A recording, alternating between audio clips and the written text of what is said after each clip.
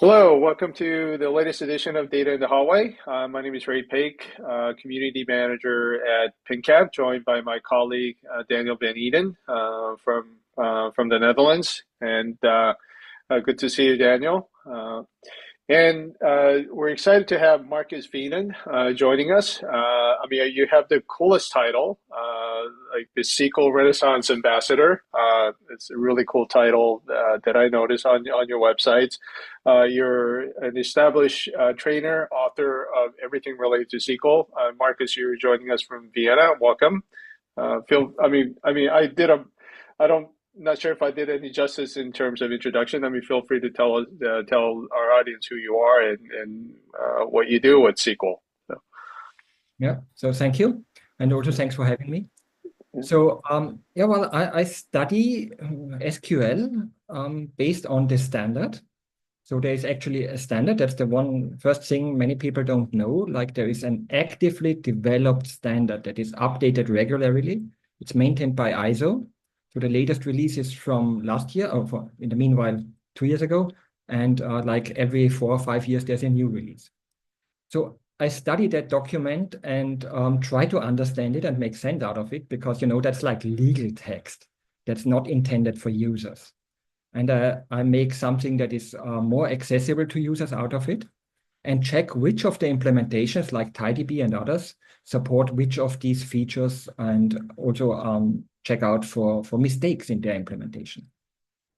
And then based on that information, I do training and consulting and all kinds of business. Cool. Yeah. When I was preparing for this episode, I started looking up because I think like a SQL has become so ubiquitous. I tend to think mostly as sort of a querying language, but like you said, Markus, it's an ISO standard. There's like, I don't know how thick the latest standards are, but some of the standards, if you read them in networking other spaces, could be like 1,000 pages thick, right? That's not. If you have hard time falling asleep, it's a perfect reading, but that's not for like every person's consumption. It's sort of a standard or spec that's developed, and then various database vendors, for example, like IBM with DB2 and others, might develop their like a database engine. Hopefully I'm paraphrasing that correctly. I guess a kind of question, you answered some of it. So what is the SQL standard and when was this like first created if you were to start from like the early days? Yeah. So in terms of standardization, the first standard came out in 86. So that's quite some while ago. And it was actually done at that time by ANSI, by the American Standards Institute. But right in the next year, in 87, it was handed over to ISO. So since then, it's an actually international standard. And it evolved quite a lot. So in the meanwhile, we have many editions and it is big. It is many thousands pages thick. I did never print it out also. And I don't think it's available as a book anymore. It's a download nowadays. But what's also important to know is the standard is modularized in some extent. So while it describes many, many features, it doesn't require the implementations to support all of them. There's something which is called the core, and this is supposed to be implemented by any system that claims to be standard conformant. But frankly speaking, not even that core is covered by all systems. And then on top of that, then there are the optional features that you may choose to implement or not to implement. The standard is also open in that way that it only defines if you're using the syntax described in the standard, what the result is supposed to be. That's it. But it leaves it open in the other way. So if your system accepts syntax that is not defined in the standard, then you're free to do whatever you want. So you can extend it in any way you like, and that's still okay as long as it doesn't collide with standard defined syntax. Yeah, and when we look a little bit at the history, many people know that it has a strong relationship to the relational model, relationship to relation model. But I think nowadays, this idea is giving a little bit a wrong impression. So there's also the evergreen question, what is SQL? Is it even a programming language? Is it a data language? Is it a query language? Is it this or that? Is it relational? Well, my pragmatic answer is, well, it's an international standard. Yeah, well, nobody can deny that. And whatever name you may attach or not attach to it, frankly, it doesn't matter. It's a super helpful tool covering many different ways of approaching problems, like relational is just one of them, but many other options as well. Like if you look, I think the most important additions that are beyond the relational idea are the window functions. So like row number and the overclause and these kind of things. So they are not having their origin in the relational idea. They are I think, game changers to SQL. And if you look at documents, nowadays we have JSON, but SQL has got XML support like 20 years ago. Yeah. So when you think of the NoSQL movement that has had its peak maybe 10 years ago, document stores were a big topic at that time. But even 10 years before that, SQL already had a standardized XML also definition standardization. So it's actually very flexible, sometimes lagging a little bit behind because standardization takes time. So when we look at JSON, in the meanwhile, JSON is also standardized. When we look at JSON, the first version got into 2016, in the standard of 2016. And by that time, most systems already had some kind of JSON functionality. Obviously, that JSON functionality was then not in line with what the standard says.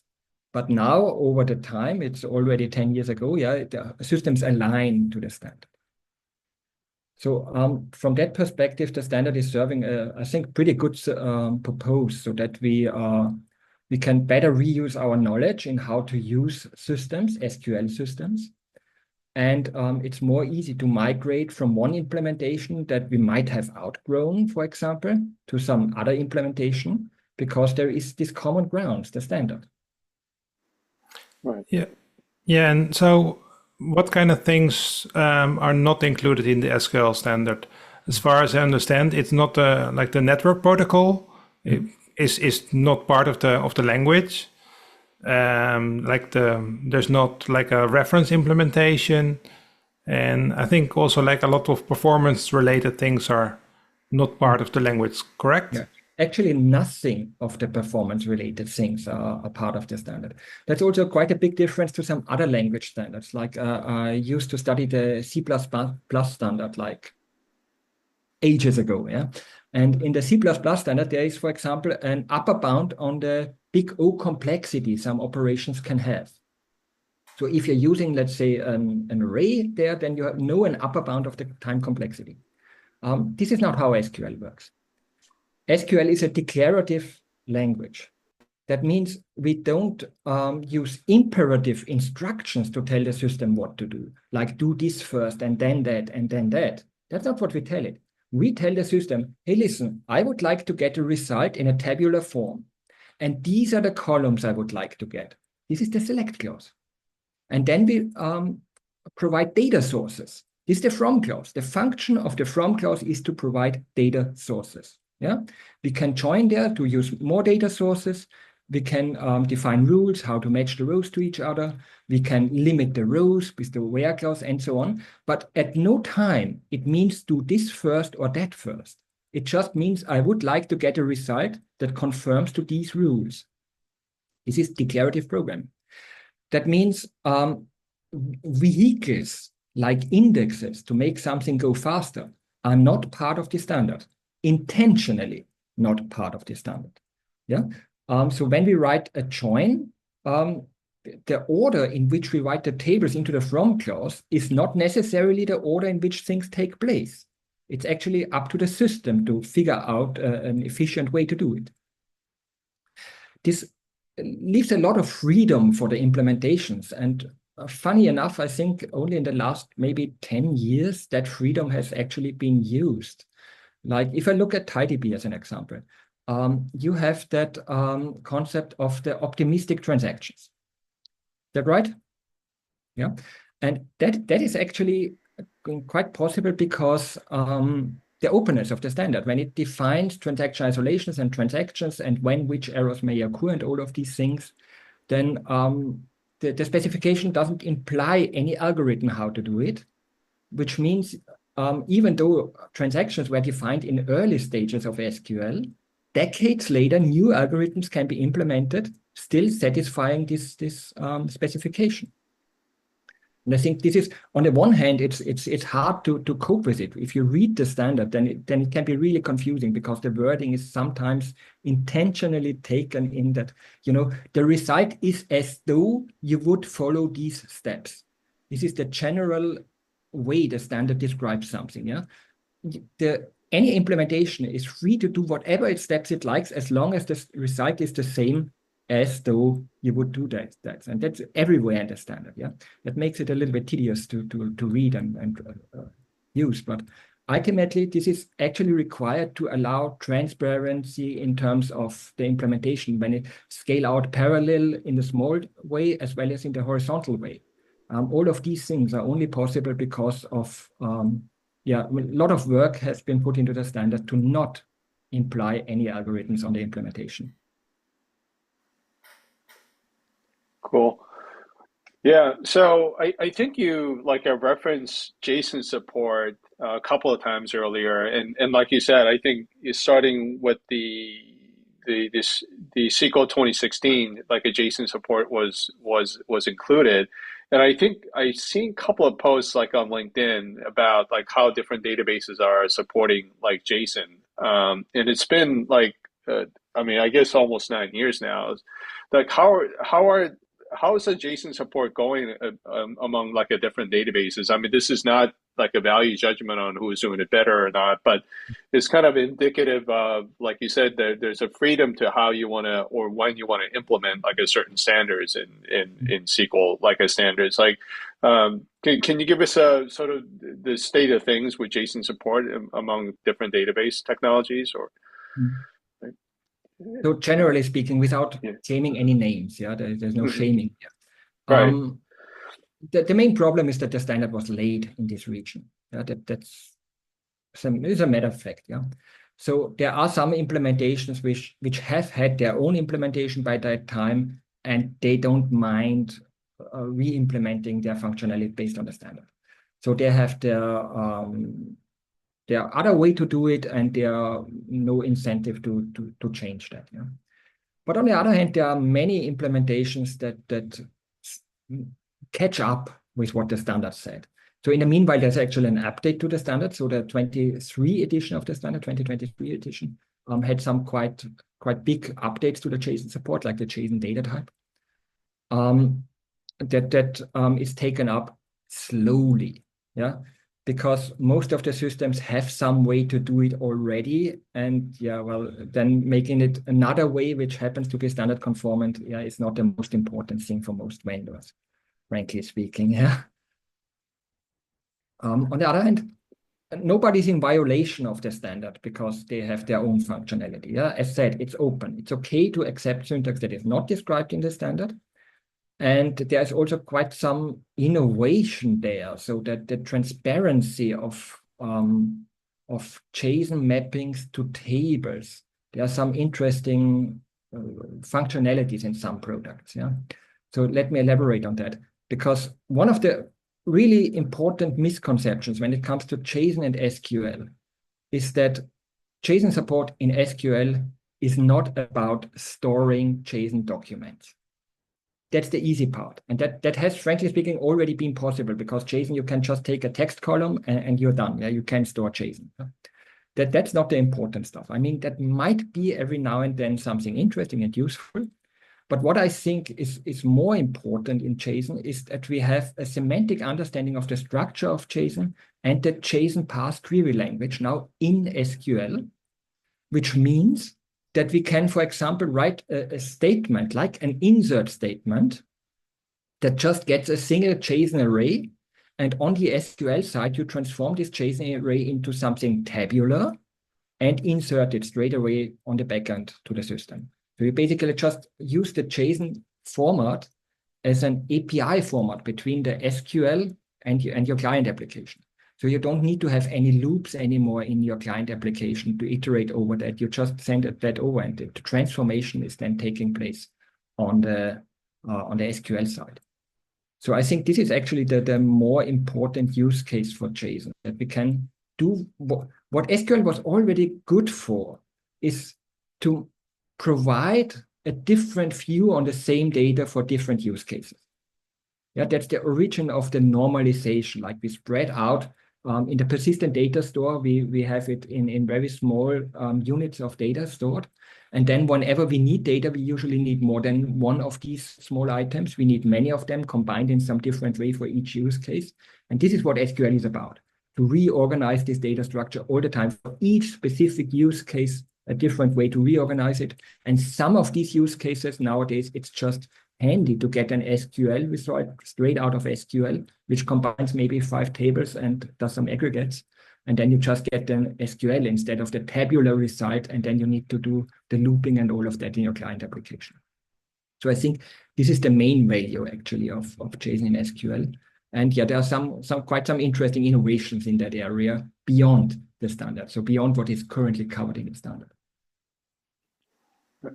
So this kind of makes me wonder, so how are the new standards developed for SQL? I mean, because it's interesting, you mentioned using again JSON as an example. Some database vendors had some sort of a JSON support. So are the existing implementations considered, or how are the inputs sort of gathered to develop? This is how we're going to create JSON data type, for example. How is that? I'm sure it's a long process, because I mean, one of the things I did notice about standard organizations in other industries is that it doesn't necessarily move really quick. It takes time to come to consensus, so it takes a little longer than people anticipate. But just want to see if it's similar with SQL as well. But yeah, well, the procedure, I'm not part of the standards committee, but I know a few people there, and can tell you a little bit what I know of. It's actually a quite simple process and more open than you would maybe think. You could easily compare to some open source development on GitHub, basically. So it starts with not with a pull request, but with a change proposal. So somebody has to sit down and write a proposal. Yeah, that's it. And then that proposal is filed, and then everything, yeah, there's a procedure for what to do. So people are giving feedback. And then somebody might ask, are there some existing implementations of that out of the committee? And then they just discuss it. Yeah. And yeah, it might go certain rounds, and it might be adopted in several ways, and so on and so on and so on. And ultimately, there's a vote on it. That's it. And if it's voted in, then it will be taken up. Yeah. And are patents any issue with the SQL standard? Because with some other things, there might be an existing implementation who might have copyrights, patents, etc., and then it becomes into the standard, and of course then it will be difficult for a vendor to claim anything. But yeah, not that I know of, but so I've never heard of something like this. But again, I'm not part of the committee, so this might be something that happens behind the doors. Yeah, and so as a normal user, you're writing your SQL, your database might accept perfectly standards compliant syntax, but it might also have the vendor specific syntax. Are there any tools for people to use to check if the SQL they're writing is compliant with the standard, and should they do that? Unfortunately, so not to my knowledge. There used to be a tool by the minor company. I think it's not maintained anymore. Actually, there was a feature in the part of the standard, the flagging system. So you could actually run a query and then ask the system itself which features it is using. But that doesn't really exist. So at the end of the day, I would say the answer is, no. So you pretty much never know if you're inside or outside of the standards functionality, except you try some different dialects. So maybe nowadays it's simple enough to use different dialects for testing, and then you might be good enough for common grounds. On the other hand, you could also go to my website, if I may put that plug here on modernsql.com, where I have these support matrices, which system is supporting what. But that's manual labor. There's no tool where you can paste in your query and check in which system that would work. Okay, I think that's quite useful. And like many people are using ORMs. So it's a layer between like their application and the actual SQL that's being produced.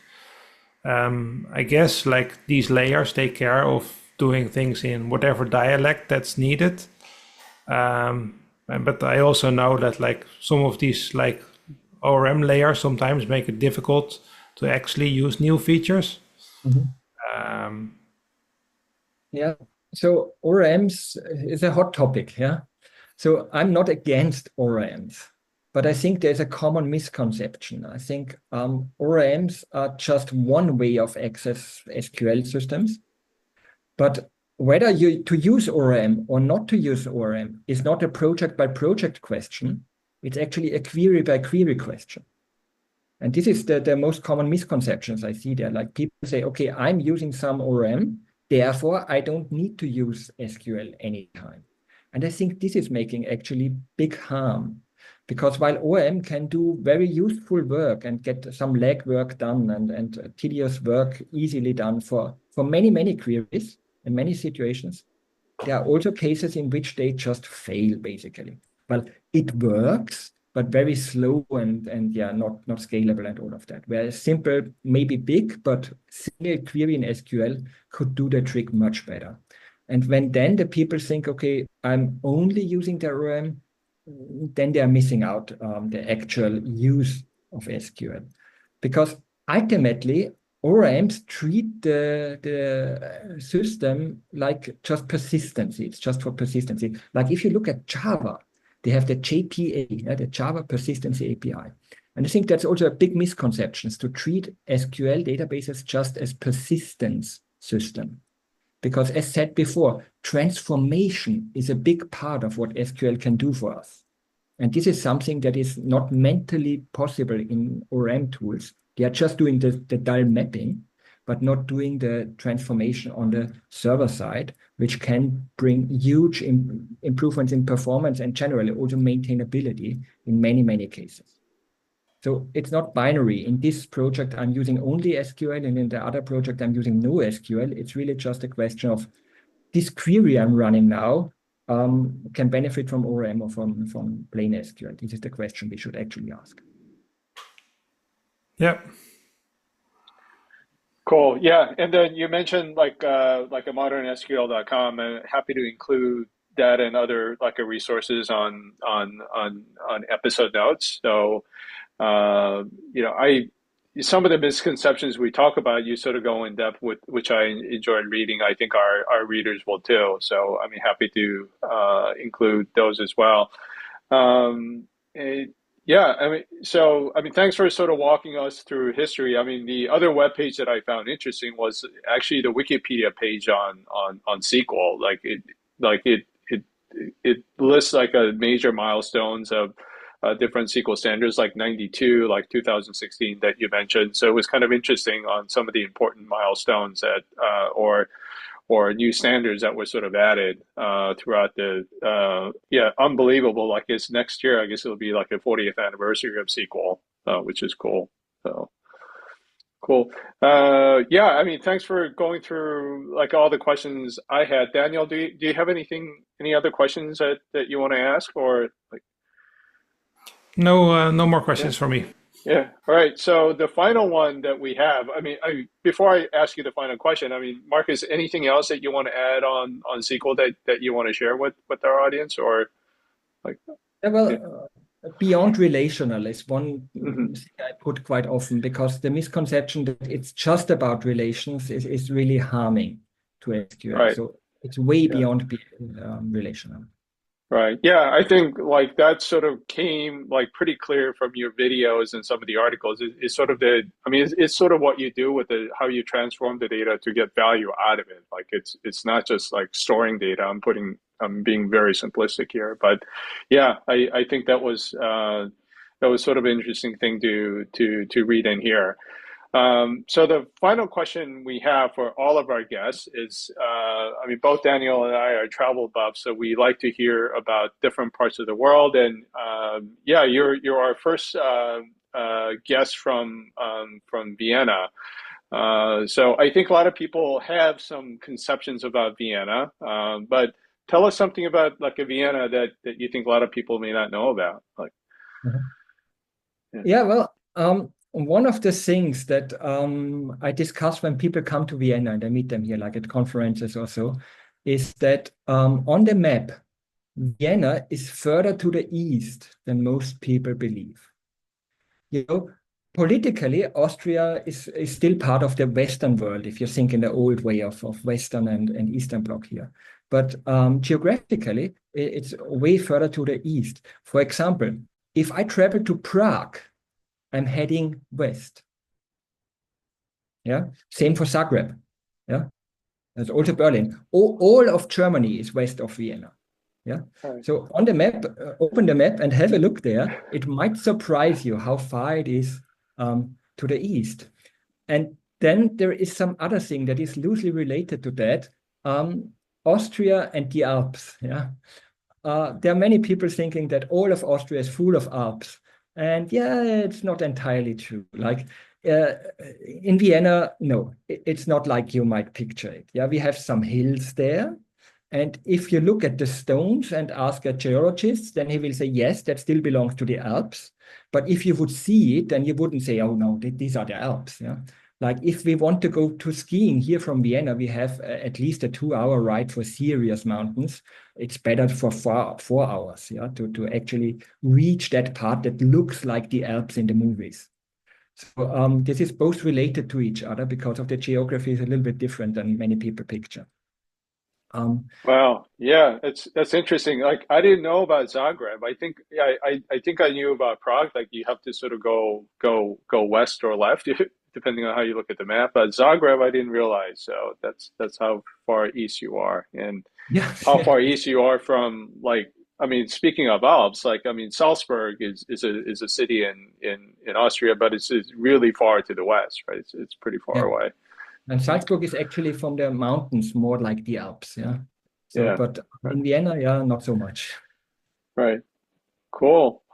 Well, I mean, thank you, Markus. It was nice to meet you. I mean, hopefully, get a chance to meet you at a conference somewhere, or even in Vienna, which the city I haven't been to in a long time. So, okay. Yeah, thanks for coming. Yeah, coming on, and want to thank our audience, listeners from listening to our episode. Thank you. Okay, thank you. Thanks for having me, and all the best for you in 2025. Great. Thank you. You too.